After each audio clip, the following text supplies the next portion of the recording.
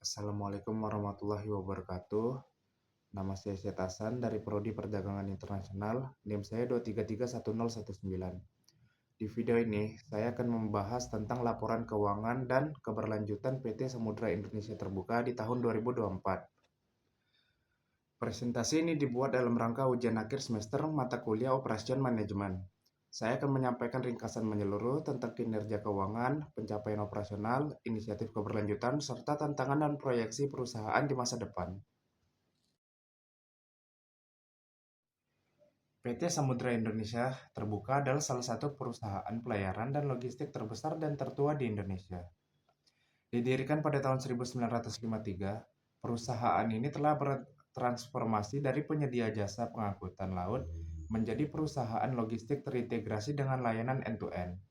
Saat ini, Samudra memiliki jaringan layanan yang tersebar di berbagai kota besar di Indonesia dan juga menjaga pasar regional Asia. Layanan utama perusahaan mencakup pelayaran peti kemas domestik dan internasional, pengangkutan barang curah dan cair, jasa terminal pelabuhan, logistik darat, manajemen gudang, serta jasa pendukung kelautan seperti manajemen kapal dan pelatihan kru. Tahun ini, tema laporan tahunan mereka adalah memperluas cakrawala atau expanding horizon. Tema ini bukan sekedar slogan, melainkan cerminan dari ambisi perusahaan untuk terus tumbuh, menjangkau pasar baru, serta menerapkan inovasi teknologi untuk mendukung efisiensi dan daya saing dalam skala global. Kemudian mari kita masuk ke bagian kinerja keuangan. Pada tahun 2024, PT Samudra Indonesia membukukan pendapatan sebesar 11,98 triliun rupiah, meningkat tipis dari tahun sebelumnya yang sebesar 11,88 triliun rupiah. Hal ini menunjukkan pertumbuhan yang stabil meskipun pasar global sedang mengalami perlambatan dan tekanan biaya yang tinggi. Kenaikan ini mencerminkan keberhasilan perusahaan dalam mempertahankan volume kargo dan memperluas pasar layanan logistik. Namun, laba bersih perusahaan mengalami penurunan cukup signifikan dari 1,15 triliun menjadi 824 miliar rupiah atau turun sekitar 28%. Penurunan ini dipengaruhi oleh beberapa faktor utama, di antaranya adalah kenaikan harga bahan bakar kapal yang cukup tajam dan pelemahan tarif pengiriman internasional akibat kelebihan kapasitas pasar global. Selain itu, biaya operasional meningkat karena penyesuaian terhadap regulasi emisi yang baru, serta investasi pada teknologi dan infrastruktur baru yang dibutuhkan untuk mendukung ekspansi jangka panjang. EBITDA atau laba sebelum bunga, pajak, depresiasi atau amortisasi juga menurun dari 3,4 triliun rupiah di tahun 2023 menjadi 2,805 triliun di tahun 2024. EBITDA merupakan indikator yang menunjukkan profitabilitas operasional perusahaan. Meskipun terjadi penurunan, perusahaan tetap mampu menjaga margin EBITDA di kisaran 2-3%, yang masih relatif baik dalam konteks tekanan industri. Ini menunjukkan bahwa manajemen perusahaan tetap mampu mengelola biaya secara efisien di tengah tantangan eksternal. Selain itu, rasio keuangan lainnya juga tetap menunjukkan ketahanan perusahaan. Misalnya rasio utang terhadap ekuitas tetap terkendali dan arus kas operasional masih positif. Hal ini penting karena menunjukkan bahwa meskipun laba bersih turun, kemampuan perusahaan dalam menghasilkan kas dari kegiatan operasional inti tetap terjaga. Untuk memperjelas, grafik batang yang saya tampilkan menunjukkan perbandingan pendapatan laba bersih dan EBITDA dari tahun 2023 dan ke 2024.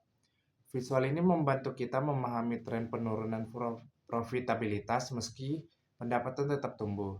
Kita juga bisa melihat bahwa meskipun laba bersih menurun, struktur pendapatan perusahaan tetap kuat dan yang menandakan potensi untuk pemulihan di tahun-tahun mendatang. Meskipun laba menurun, penting untuk dicatat bahwa PT Samudra Indonesia tetap membagikan dividen kepada pemegang saham. Ini menunjukkan komitmen perusahaan terhadap para investor dan mencerminkan kepercayaan manajemen terhadap prospek keuangan jangka panjang. Dengan strategi efisiensi yang terus diperbaiki dan rencana ekspansi yang matang, perusahaan memiliki potensi besar untuk kembali meningkatkan laba pada periode berikutnya. Dari sisi operasional, PT Samudra Indonesia mencatat sejumlah pencapaian penting. Perusahaan memperluas jangkauan layanan dengan meningkatkan jumlah rute pelayaran domestik dan regional. Armada kapal ditambah dan diperbarui untuk meningkatkan kapasitas serta efisiensi bahan bakar. Selain pelayaran, perusahaan juga memperkuat lini logistik dengan investasi pada infrastruktur gudang, transportasi darat, dan sistem manajemen logistik berbasis digital. Salah satu pencapaian utama adalah integrasi layanan logistik dari pelabuhan ke gudang yang membuat pelanggan bisa mendapatkan layanan satu pintu. Hal ini sangat penting dalam industri logistik modern dan menuntut kecepatan dan keakuratan. Samudra juga memperluas kerjasama strategis dengan perusahaan logistik lokal maupun internasional.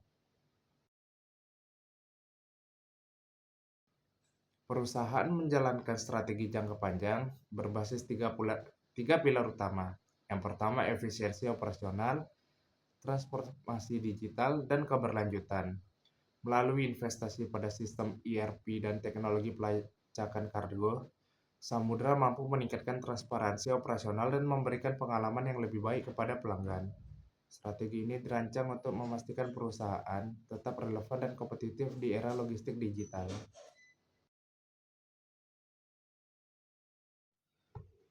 Tantangan utama yang dihadapi adalah ketatnya persaingan, overcapacity kapal, dan kenaikan biaya operasional akibat harga bahan bakar, serta tekanan global. Di sisi regulasi, perusahaan juga perlu menyesuaikan diri dengan ketentuan emisi dan kebijakan logistik nasional. Untuk menghadapi ini, Samudra Indonesia menerapkan strategi efisiensi biaya, otomasi operasional, serta digitalisasi manajemen rantai pasok. Teknologi digunakan untuk melacak kapal secara real-time dan mengoptimalkan rute pengirimannya. Dalam aspek keberlanjutan, Samudra Indonesia menunjukkan komitmen nyata. Perusahaan berinvestasi dalam kapal hemat energi dan mengurangi emisi karbon secara bertahap. Mereka juga menerapkan konsep green port dan logistik ramah lingkungan. Beberapa terminal telah menggunakan sumber energi terbarukan serta program efisiensi air dan limbah. Upaya ini sejalan dengan target jangka panjang menuju netralitas karbon. Melihat ke depan, PT Samudra Indonesia optimis untuk memperluas jaringan pelayaran regional, meningkatkan kapasitas terminal, dan memperkuat layanan logistik terintegrasi. Perusahaan juga akan fokus pada inovasi digital untuk efisiensi operasional dan pelayanan pelanggan dengan pendekatan berbasis teknologi dan keberlanjutan. Samudra siap bersaing di pasar global. Sebagai penutup, dapat saya simpulkan bahwa meskipun menghadapi tantangan di tahun 2024, PT Samudra Indonesia tetap menunjukkan kinerja yang solid dengan strategi yang adaptif dan orientasi keberlanjutan yang kuat. Perusahaan ini memiliki prospek yang menjanjikan dalam industri logistik dan pelayaran. Mungkin itu saja yang dapat saya presentasikan. Sampai jumpa dan semoga bermanfaat.